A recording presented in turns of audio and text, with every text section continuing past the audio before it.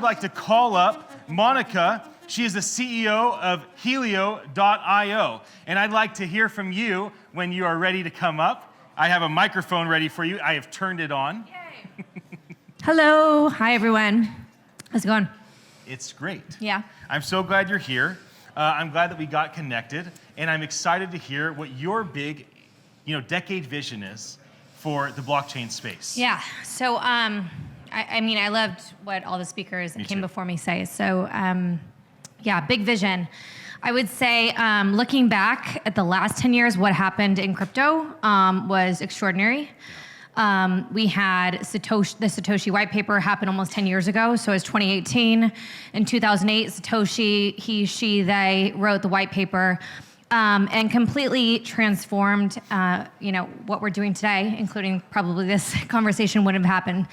And it was the first time that you had an application, Bitcoin, that enabled peer-to-peer transactions in a completely distributed and decentralized manner, and really enabled us to have programmable money. So it's the first time in our history. And that was made present and viable because of the internet that came before it. So where I see things going in 10 years, I cannot predict that. I don't know if anybody can. If you can, let's talk afterward. You two online people. But what I do think is that there's a lot of incredible talent that are building applications today, protocols, layers, things that will impact the future. Certainly, people are working on scaling applications for Bitcoin, Ethereum, other channels. I don't know where we're going to be tomorrow or in the future, but I think the distribution of power, central governments controlling applications, corporations, those will most certainly be, disrupted. Yeah. What organization or person are you looking toward and saying, gosh, they're driving us toward this vision of what's possible? Gosh, personally, I have so many people I looked up to in the space, and there's just incredible thought leaders. I think somebody said before, Andreas Antonopoulos, he was somebody that I really looked up to when I got into blockchain. If you haven't read his book, The Internet of Money, and they have volume 2 out in so many different languages, that really transformed what I thought about Bitcoin and blockchain, or the Bitcoin blockchain and other blockchains, and really finance. So we created these financial structures today. How can we transform them and change them in the future, right?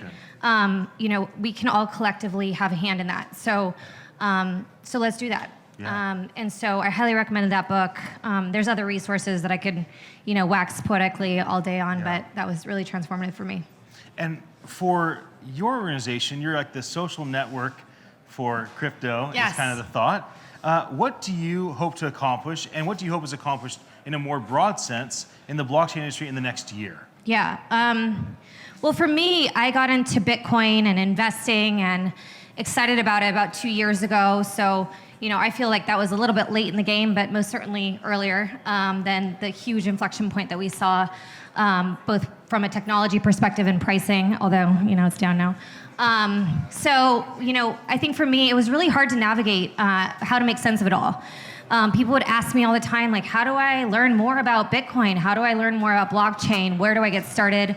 And that turned into 2-hour-long conversations. So I'm like, how do we scale that knowledge? So it was really important for me when I started HighLowAudio to help scale that knowledge and kind of transfer that in a package that's a social network for crypto and people interested in it. Yeah, that's great. Yeah.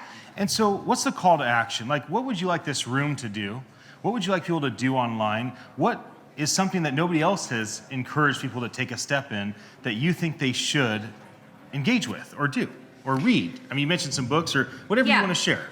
So I think there's 2 resources that I really kind of hung my hat on and I tell people about. One is anything Andreas Antonopoulos says or writes about is number 1. He's amazing. Number 2, I would say there's a really great talk by Tim Ferriss. He did an interview with Naval Ravikant and Nick Szabo, who they think is kind of one of the original sorcerers behind the Satoshi white paper. That's a great interview. So check that out. It's a podcast. So those 2 are really amazing. And then, I have lots of resources also. And then most certainly, you can sign up for HighLowAudio, and we'll be a platform where you can onboard, we'll hope to kind of onboard the world into crypto. I love that. Yeah. Thank you for being here. Thank you Thank you for sharing your wisdom me. and being a part of this event. Thank you, everyone. Thank you.